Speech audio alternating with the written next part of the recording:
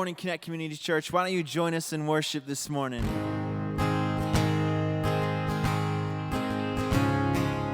We praise you. I searched the world, but it couldn't fill me. And man's empty praise and treasures that fade are never enough. But then you came along and you put me back together. Every desire is now satisfied here in your love. Oh, there's nothing better than you. Oh, there's nothing better than you, Lord. There's nothing is better than you. Nothing's better than you, Jesus. And I'm not afraid to show you my weakness, my failures and flaws. Lord, you've seen them all, and you still call me friend. 'Cause the God of the mountain is the God of the valley, and there's not a place your mercy and grace won't find me again. Oh, there's nothing better than you. Oh, there's nothing better than you, Lord. There's nothing is better than you. Let's tell them there's nothing. Oh, there's nothing better than you, Lord. There's nothing better than you, Lord. There's nothing is better than you. There's nothing better than you, Jesus. You turn mourning to dancing. You give beauty for ashes. You turn shame into glory. You're the only one who can. You turn mourning to dancing. You give beauty for ashes. You turn shame into glory. You're the only one who can. Turn graves to garden. You turn graves into garden. You turn bones into armies. You turn seas into highways. You're the only one who can. You're the only one who can. Lord, there's nothing better than you. Lord, there's nothing better than you. Lord, there's nothing is better than you. There's nothing. Oh, there's nothing better than you. Lord, there's nothing better than you. Lord, there's nothing is better than you. You turn graves to garden.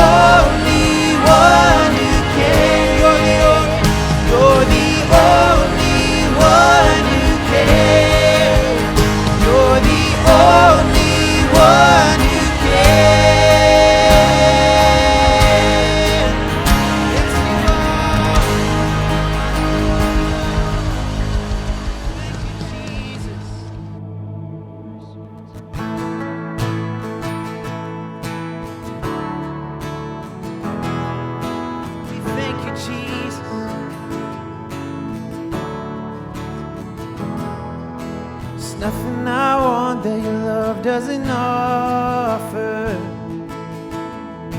There's nothing I've done that your grace won't cover. It's not over till you say so. You are faithful, God, you're faithful. The cross is all the confidence I need. Your love won't give up on me. You never make a promise you don't keep. Your love won't give up on me.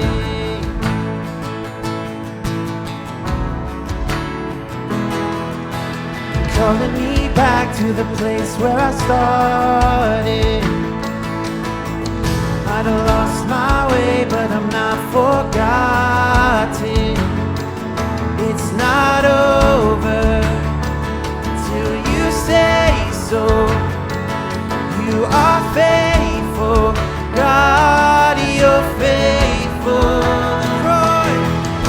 The cross is all the confidence I need.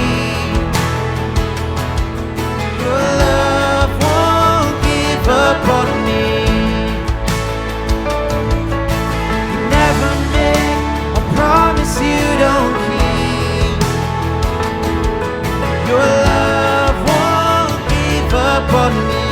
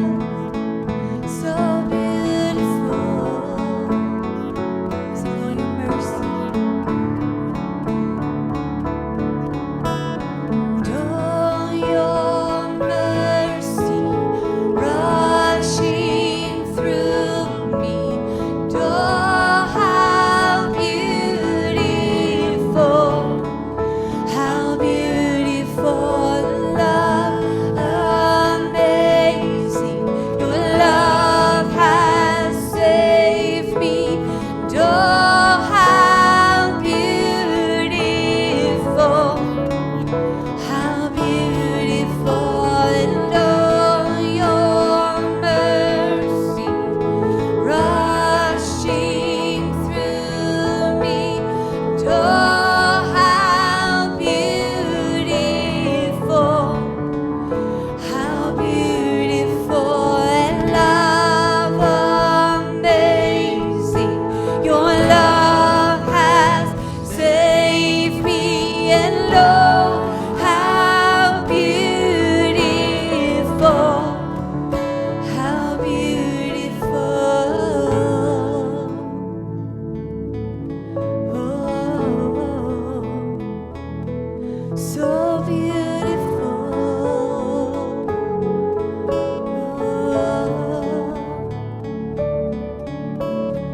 Oh, your mercy rushing through me. Oh, how beautiful, how beautiful, and love amazing. Your love has saved me. And oh, how beautiful, how beautiful. Oh, Jesus. God, we thank you for your love, God. We thank you for your mercy, God, for who you are, God, that your love, God, flows from your throne this morning, God, that we can look to you, God, and know, God, that you have us this morning. You have us in your arms no matter what the circumstance, God. We love you this morning, and we pour our love on you today, God, and we worship you in Jesus' name. Amen. Well, we'd like to welcome everyone to Connect Community Church Online. We actually have people seated here in the sanctuary, so we want to welcome them too. God is doing so many wonderful things during this time, and we're excited to deliver the Word of God to you today. And so I'm going to ask you to turn to Ezekiel chapter 37, Ezekiel chapter 37 and verse 1. But just before we get into that, I want to tell you a little bit of a story that I experienced over the last couple of weeks when quarantine started and when we started to be in lockdown. I decided that I was going to go out and build a basketball goal. I thought to myself, no way can I be locked up for a couple of months inside of my house with no physical activity. It's literally going to drive me crazy. So I went out to Walmart and I got a basketball goal, and everybody knows that I'm not that mechanically smart, and so I went to put it together, and it took me a long time to put it together. And once I got it all together, and it took literally twice as long as it should have to put it together, once I had it all together, we started shooting on it and working it and everything, and the wind blew one night after we had it together and blew it over. And so I went out to the basketball goal, and I was like, oh my goodness, what's going on? And I set it back up, and I found out that there was a bolt in the basketball goal that had popped out. So I took that bolt, and I tightened it down and tightened as hard as I could, and then I was trying to move the goal, and it popped out again. I'm like, okay, what's going on? We purchased this goal. We've been playing on it. It keeps popping out. I did the same thing again, tightened it down even harder, and then the wind blew again. I came out the next morning, and the entire basketball goal was down on the ground. And this is the thing that I was going to use to have exercise over the time of the lockdown and the quarantine to make sure that I was getting proper physical exercise, and it just fell apart. It just fell apart. Had a great plan. We followed the directions.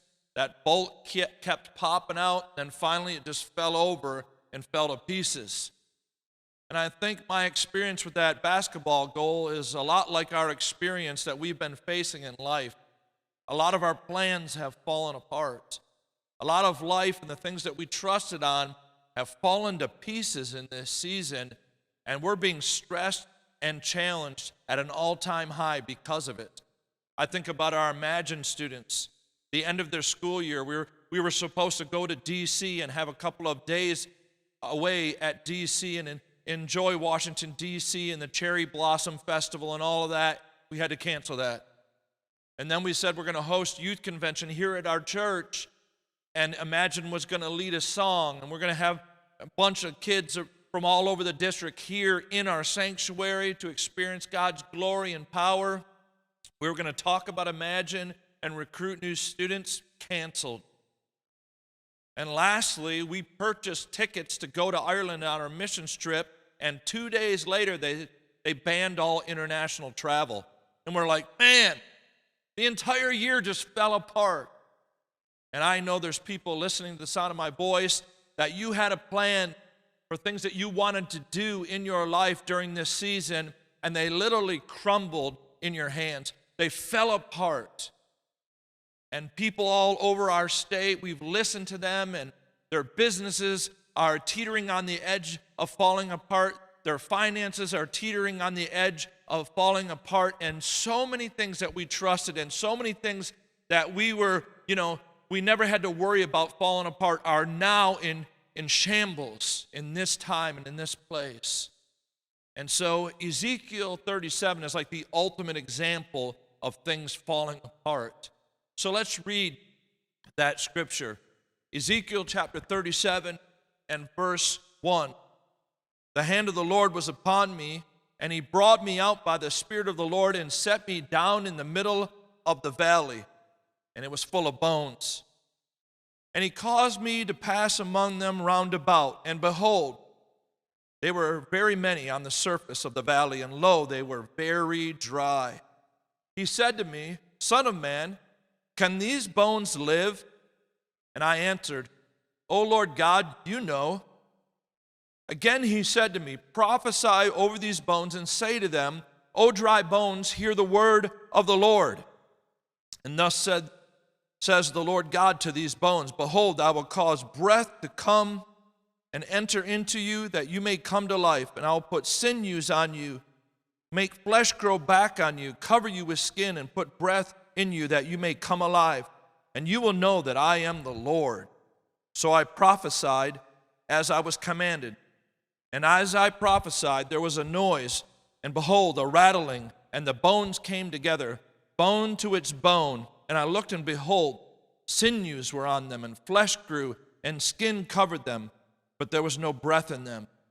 Then he said to me, Prophesy to the breath, prophesy, Son of man, and say to the breath, Thus says the Lord God, Come from the four winds, O breath, and breathe on these slain, that they may come to life. So I prophesied as it was commanded me, and the breath came into them, and they came to life and stood on their feet, an exceedingly great army. One of the things that I want to draw out as life falls apart, that God starts his work on the inside of us. In verse 4, it says, Hear the word of the Lord, bones. Hear the word of the Lord, you dry bones.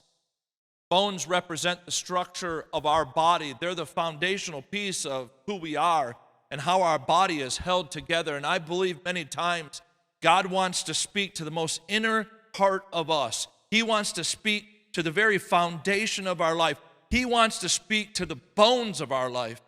The Bible says in the book of Hebrews that the word of God is sharper than any two-edged sword, that actually goes down to the joint and marrow, which are definitions and terms that we use for bones, right down to the bone of us. And I believe when God speaks to us, he wants to get down to the foundation of who we are. He wants to get down to the bones of who we are, and he wants to speak to that place.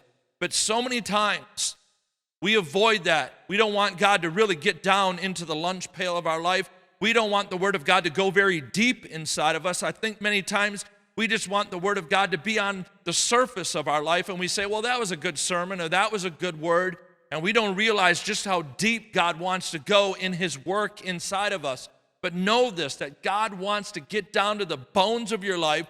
He wants to speak to the structure and the foundation of your life, and he wants his word to go deep inside of you. And that's the thing that God's looking for in this time as life has been unraveled. He's looking to do a deep work inside of us. You know, all of us were raised in a certain way. Can I tell you, God's word wants to get back to how you were raised, because the person you are today is because of how you were raised. And God wants to do some reverse engineering in your life, and he wants to go back to the beginning, and he wants to lay another foundation. He wants to build some new bones in your life. Everything that you've experienced up to this point in your life, every bad experience, good experience, indifferent experience has formed who you are today, and God and God's word wants to go into that area of your life, and he wants to set up new bones. He wants to set up a new structure, a new foundation in your life so that you'll be different, that you'll be cast after his image, that you'll be created in how God wants you to be, not how you were, not how you were raised. He wants to go into the deep parts of your life, the foundational part of your life, and speak, thus says the Lord to you. And so know this, first of all, that God starts from the inside and works his way out. He's not trying to make you look perfect on the outside. He wants to start on the inside, and we have to let the word of God prophesy, speak to the foundations of our life. God, again, wants to go back and rewrite your childhood. He wants to rewrite the narrative on everything that you've experienced up to this point and build a new you. Build a new you in his image. So it's imperative that we hear the word of God when he speaks to us. We just don't hear it, but we listen and we understand and we perceive it and understand what God is doing inside of us. Verse 6 tells us that these bones that were out in this desert that were exceedingly dry, they began to have sinew and muscle and ligaments and tendons, and then skin was placed over them. It speaks to how God works in our life. He starts from the inside and works out to create strength inside of us. He wants to put you back together after you've been dismantled, after you've been disassembled. He wants to put you back together according to the image of God. You know, during this lockdown, a lot of things may have fallen apart in your life. There might be a lot of things in your life right now that are completely in shambles and disassembled. Just know this, that God is in the business of putting things back together and making them stronger than they ever were. Not only is God wanting to put things back together and help us get things back together and in order in our life, but there's some other things that he wants to do, some great things, some supernatural things. Verse 10 says this, that Ezekiel prophesied and commanded the bones to have breath come upon them, that these bodies that have been put back together, that breath would enter into them. Can I tell you this? We can have it all together. I mean, we can have everything together on the outside. We can come to church and look like the perfectly behaved family. We can have, the white picket fence around our house, 2.5 children, and a dog that doesn't poop in the yard. But I'm telling you right now, God wants to do something inside of you more than just put you together and put things in order. We can have, perfectly behaved children. We can have a house that's in order. Our finances can be in order. We can be a morally sound person, yet God wants to do more inside of us. God put this army back together. The bones came together. The muscle, the sinew, the skin covered everything. And they looked like an army, like a legit army. Yet something was missing. If we've been in Christianity any time at all, or if we've been in a church any time at all, we can have a lot of things together on the outside, yet there can be something still missing. Still missing. And that's exactly what was happening with this army. I mean, God put them back together, bone upon bone, muscle upon muscle, ligaments, tendons, the whole nine. He put them together, yet they needed something more. I'm afraid many times that we try to take care of everything that's visible to other people. Everything that's on the outside looks good, looks put together. I can say this with a surety this morning. We have a sharp church. We have people that have their lives together. We got a strong church. We have a church that has their life together in so many different realms, and I honor that. I think it's a great thing. It's a beautiful thing. But can I tell you, no matter how well you're put together, no matter how well you've done for yourself, God wants to do something more inside of you. Yes, he's going to put you together. Yes, he's going to help you to get your finances in order. Yes, he's going to try to get your relationships in order. But on top of that, there's something that God wants to do that no man can take credit for. You see, we need that extra supernatural something in our life. People may look to our character, they may look to who we are and how we act and say, wow, you're different. And that's awesome. We should always strive to be different in our choices and in our character. That's beautiful. That's the thing that really differentiates us between people of the world. They can look to us and say, wow, you're different. But on top of that, there has to be an aroma. There has to be a supernatural sauce to our life. There has to be something supernaturally different about us to make the difference. And that's where this army that was in this field that was put back together. Can you imagine this army? Their bodies are all together. They have armor. They're there laying in this field that used to be full of dry bones, but they're useless without the breath of God. And God commands Ezekiel to prophesy to these bodies that are just strewn all over this valley. And he does that. And the breath of God, the difference, the supernatural stuff enters into these people, into this army. You know, I love science fiction. One of the greatest science fiction writers, C.S. Lewis, wrote the Chronicles of Narnia. And he wrote this, and there's a scene in the second movie or the third movie where Aslan's been gone, which represents Jesus, for a long time, and everybody's wondering, where is the supernatural in the land of Narnia? And Aslan seems absent. He's not around. He represents Jesus. He's been gone forever.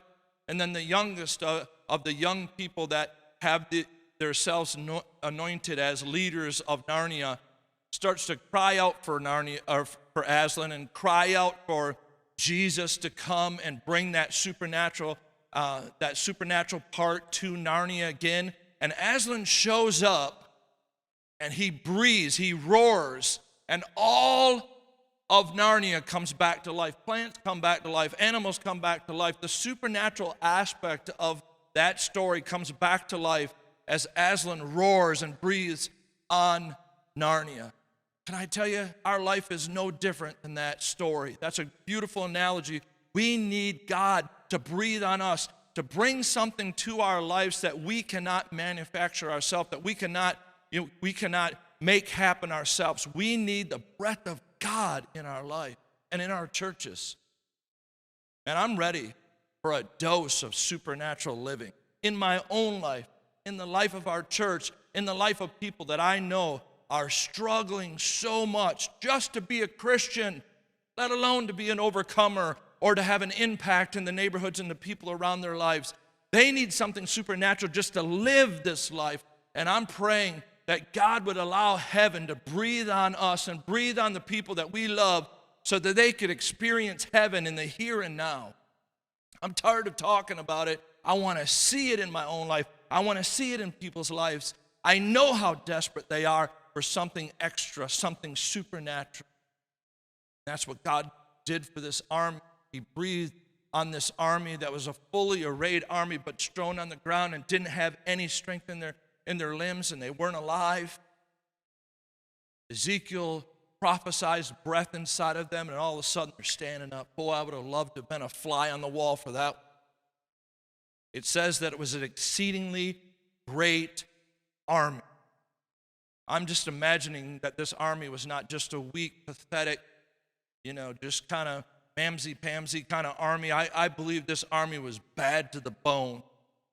And I believe that God wants to empower his church, not just to be a well-behaved, well-oiled machine that can kind of put church on, but he wants to anoint an army that will be bad to the bone, that will chase hell out of our houses and out of our schools and out of our streets, and addiction out of our neighborhoods. I believe God wants to breathe a supernatural peace into all of us, a power into all of us, so that we can be so much more than we could be in the natural. I'm ready for that. I hope you are too.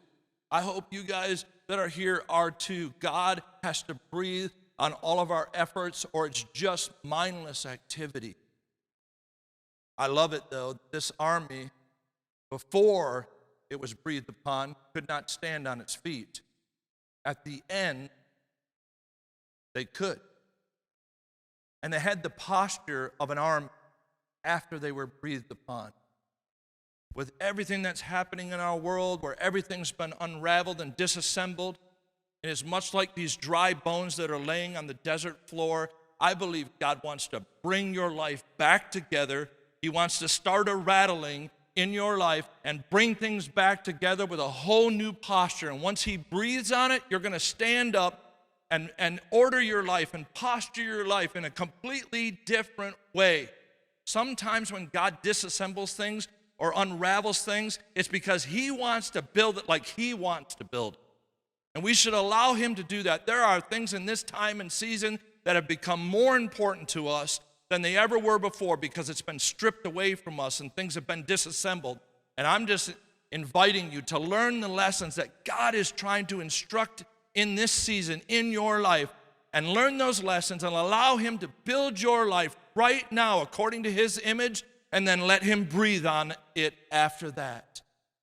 Don't let this unraveling, this disassembling, this dry season of us being separate be lost. Let God begin to pull you together, and eventually other Christians together, for a reason.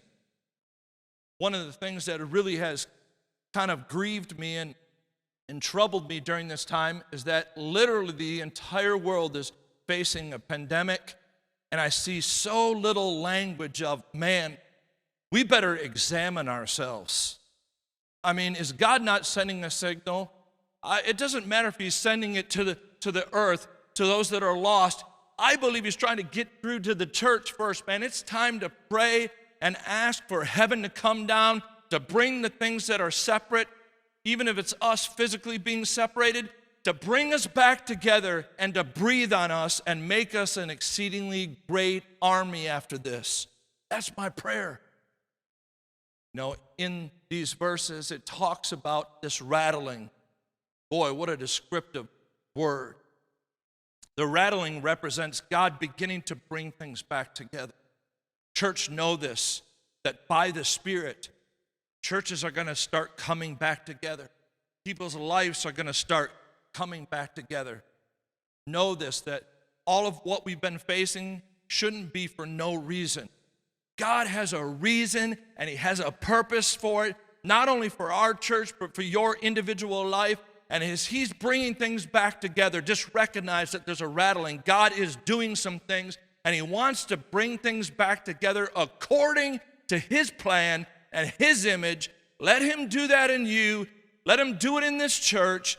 And when it's all over and things are back together, and by the Spirit of God, it looks all different than it used to look, let God breathe on everything that he has rearranged and reordered in our life. I hear the sound of a rattling. I know God's people are going to start coming back together, and it's going to feel different, look different. Let us value the things that we should value, learning our lessons during this time of being separate, maybe dry in some areas, disassembled or unraveled. Let the lessons be learned. When it's all said and done and God has brought you and us all back together, my prayer is that heaven would come down, that God would breathe on us, and we'd be changed forever. Those that are listening online, we're going to be together in our church parking lot while I'm preaching this, while you're listening to this. No matter if we're in our car or you're listening online, those things are going to be happening at the same time. My prayer is that the Spirit of God breathe on you, that you would physically be able to feel and sense and experience a God in real time that wants to breathe on you. Right now, that's our prayer. We're going to go back into a song. We're going to worship, and just seal this and allow the Spirit of God entrance into our life so that he can breathe on us. But right now, I just want to pray, and after that, we're just going to lift up our hands no matter where we're at. People will be in our parking lot while you're listening to this, and if you're listening online, it's the same prayer. We want the Spirit of God to invade your life, to breathe into your life, and you'll come alive because of that. Let's pray. Jesus, we thank you so much for your presence in this room. Father God, no matter where people are watching this, God, I pray right now that that same breath that raised this valley of dry bones, God, that same breath would reach into our living rooms, would reach into our dining rooms, would reach through our phone, Father God, and it wouldn't just be us listening to a message, another message, online encouragement, Father, but it would be a supernatural, God, invasion of your Spirit into our lives right now. God, I pray that you would invade our heart, invade our life, invade our space. God, help us not to go through all of this, God, and we just kind of pay attention to you a little bit. Father, I pray right now that we would have close interaction with you, Father, that you would fill our heart and our life, and we would sense you and feel you and know you and experience you right now in the mighty name of Jesus. God, I thank you that you're breathing on these dry bones and they're rattling and coming together. You're going to bring your church back together. You're going to put our lives back together and then add something that only you can add, supernatural. Father, we thank you for it in Jesus' name. Right now, those that are joining us online, I'm just going to ask you to raise your hands and begin to just pray to God and interact with God. We're going to sing this song just to seal what the Spirit of God wants to do in your life. Come on, raise your hands. God bless you. We love you. Come on, raise your hands. There's nothing better than you, Jesus.